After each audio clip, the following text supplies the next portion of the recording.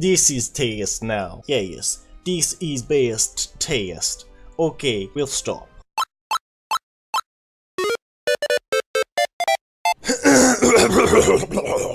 Alright, let us begin. This is a new game called Gwent that is in closed beta. I recently got a key and I've been waiting for it since the very beginning, since I first heard about it way back when from Mega Mogwai. Go check his channel out. Now, this game follows the exact game, well, close to the exact game of the Gwent card game from the Witcher series. The changes are pretty significant actually though, because they made the cards a lot more fun and you play with players, which really changed the core identity of the game. Now, I've been into CCG and trading card games for a long time now.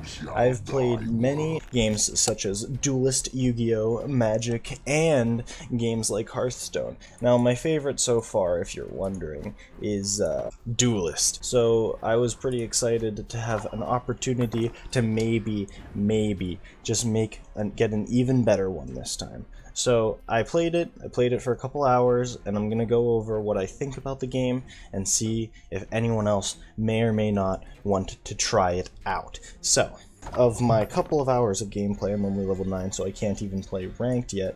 Keeping that in mind, I think that the overall game is fairly balanced. So here's the thing. The factions have a little bit of differences among them. First off, each faction has a special ability. Now, the monster special ability is by far my favorite, where the last card that you played, or the last creature that you played, gets to stay on the board until the next thing. Now, the whole point is to outpoint your opponents. So I have 10 points here, and they have 15 points. I want to try to get more points than them. These cards each have a number of points in the top left corner. So I need to play a card that can increase those points. So now I'm going to increase the points, and thus, I now have 23, and am now beating him. Now the thing is, there are 3 phases, so each phase, one player wins by getting the most points. Once a player gets 2 points, they win the game.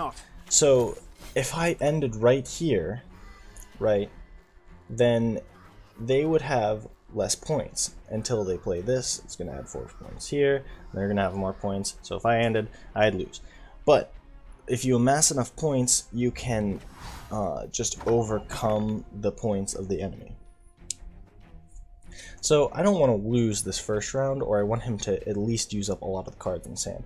So I'm going to play this card. Let's see how that goes. Yeah, so now I got this, which is beautiful, because I could just play it right here. It's going to consume this card, and then this card's going to go off, and then it's going to spawn another one, which means that, bam, skadoodle. You know, it's pretty easy. So now he passed, so I could keep playing, but there's no reason for me to, because I already have more points than him.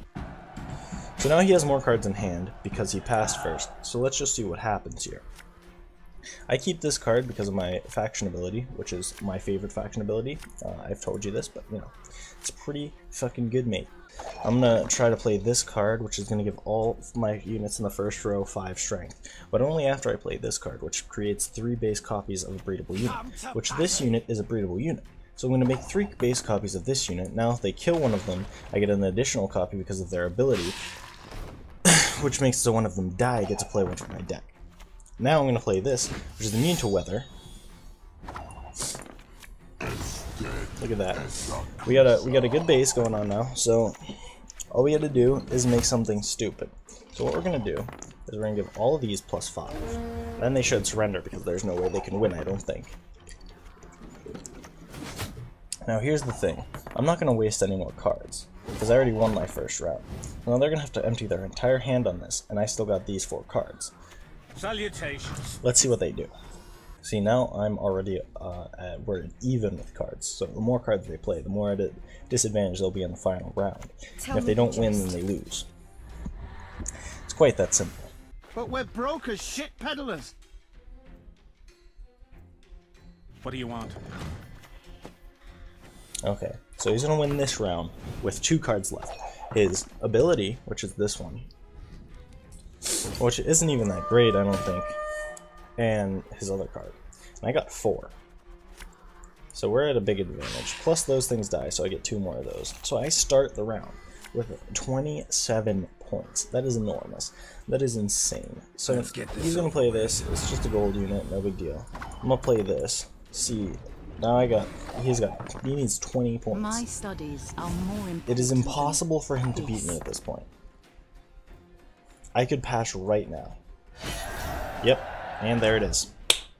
Opponent forfeited. I'm gonna send him a good game, give him some extra stuff. Look at that. Easy money, easy money. So let's go over a few other things.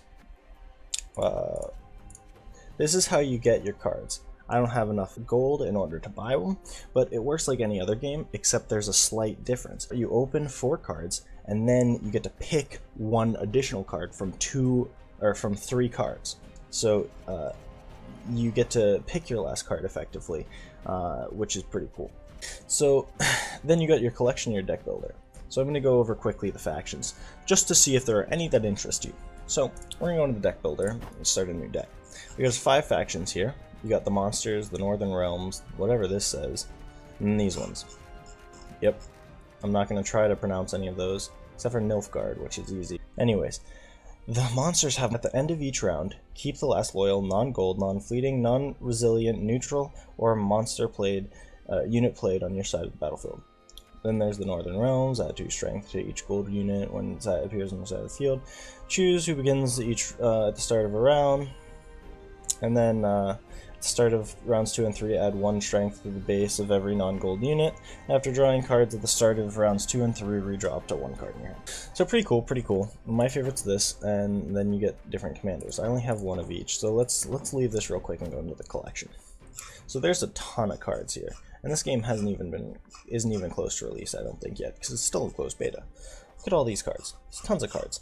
You got the neutral cards right here, which there's a bunch of them.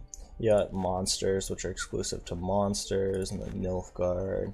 And it works like any other faction-based card game, where each faction can only use their cards and the neutral cards, but they gain advantages based off of their abilities. So sometimes maybe a faction will have really good abilities, but they won't have as good cards.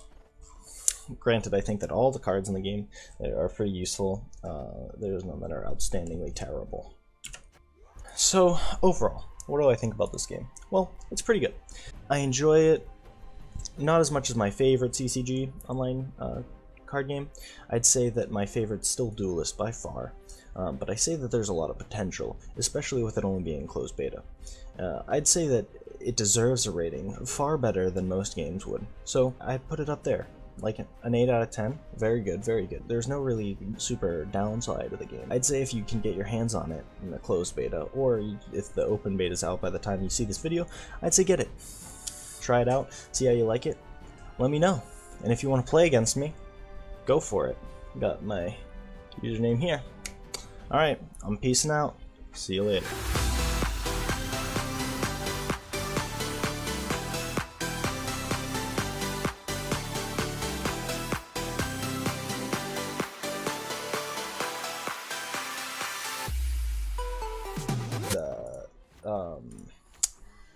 What's it called? Can't think of it. It's gonna come to me. Give me a sec, give me a sec, give me a sec. Duelist. By far my favorite